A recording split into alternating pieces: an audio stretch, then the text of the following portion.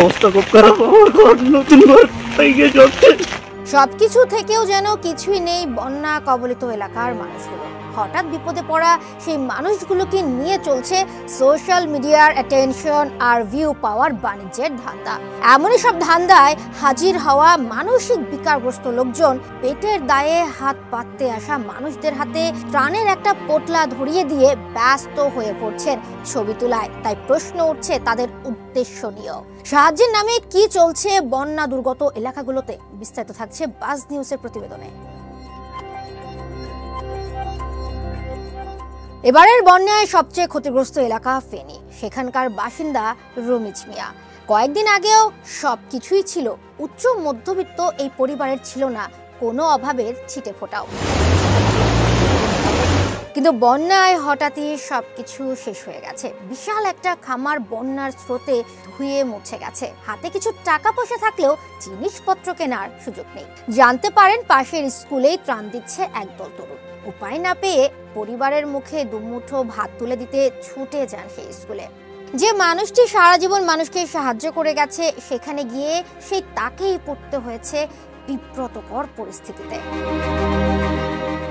একটা ত্রাণের প্যাকেট হাতে ধরিয়ে দিয়ে কেউ ছবি তুলছে, কেউ বা ব্যস্ত ভিডিও করায়। অপমানে চোখ ভিজে আসা রমিজ মিয়া চিৎকার করে বলতে থাকেন, বাবারা, আমি ভিক্ষুক নই, আমার টাকা পয়সার অভাব নেই, আমি প্রতি বছর হাজার হাজার টাকার জাকাত দেই। তোমরা কয়েকশো টাকার সাহায্য করে এভাবে ছবি তুলো না। আজ হয়তো আমি পরিস্থিতির শিকার, কিন্তু আমারও তো চোখ লজ্জা আছে। কিন্তু কে শুনে কার কথা? মধ্যবয়সী ওই মানুষটার সেই চিৎকার কারো কানেই ঢোকেনি। রাগে দুঃখে ত্রাণ না নিয়েই পরিবারের কাছে ফিরে যান তিনি। শুধু রমিজ মিয়াই নয়, বন্যা কবলিত ফেনী, কুমিল্লা ও নোয়াখালী অঞ্চলে এমন বিব্রতকর পরিস্থিতিতে পড়তে হচ্ছে সাধারণ মানুষদের। তাদেরই একজন কান্না জড়িত কণ্ঠে বলেন, এই বন্যার কারণে নিঃস্ব হয়েছি, কখনো কারো কাছে হাত পাতেনি, পরিবার আর বাচ্চাদের দিকে তাকাইয়া ত্রাণ নিতে আইছি। বাধ্য হয়ে সাহায্য নিতে আসা এসব মানুষের অসহায়ত্বকে মোবাইলে বন্দি করতেই বেশি মনোযোগ ত্রাণের নামে ভণ্ডামি করতে আসা মানবতার ফেরিওয়ালাদের। তাদের এমন কাণ্ডের জন্য প্রয়োজন হলেও মান সম্মানের ভয়ে ত্রাণ সহায়তা নিতেও আসছে না অনেকেই। বন্যায় বিপদে পড়া মানুষদের পাশে পুরো বাংলাদেশ যেভাবে দাঁড়িয়ে গেছে, সেটা একটা জাতি হিসেবে গর্বের বিষয়।